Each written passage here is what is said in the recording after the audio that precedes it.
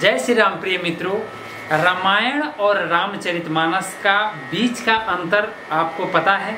अगर नहीं पता है तो आइए जानने का कोशिश करते हैं। रामायण और रामचरितमानस।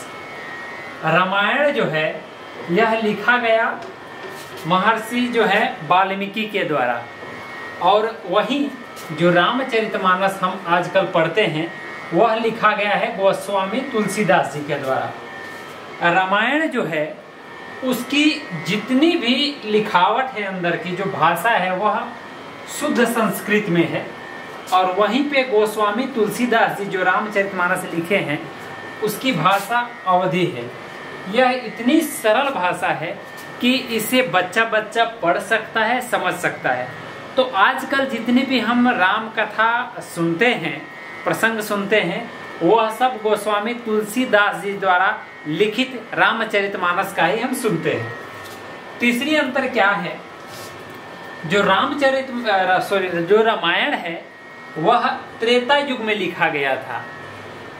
जो महर्षि वाल्मीकि थे वह उसी युग के जो है लेखक थे, और वह त्रेता युग में ही, मतलब राम जी के समकालीन के ही वह लेखक थे, और उन्होंने त्रेता युग में रामायण लिखा था। और वहीं पे जो रामचरितमानस गोस्वामी तुलसीदास जी द्वारा लिखा है वह करीब करीब 500 से 600 वर्ष पहले जो है लिखा गया था, और इसी कलयुग का ही वह लिखा गया है। चौथा अंतर है कि जो रामायण है वह श्लोकबद्ध है, और रामचरितमानस जो है इसमें दोहे और चौपाई के द्वारा रामचरितमानस को समझाया गया है। रामायण पढ़ने के कुछ सावधानी भी है और कुछ उसके नियम बनाए गए हैं। रामायण जो है उसे सुबह और शाम हम पढ़ सकते हैं। उसकी पढ़ने की नियम, पढ़ने का समय और पढ़ने की विधि बनाई गई है। वहीं पे जो हमारा रामचरितमानस है, इसे पढ़ने के लिए कुछ इतनी विधि विधान की आवश्यकता नहीं पड़ती जितना हमें रामायण पढ़ने के लिए करना पड़ता है।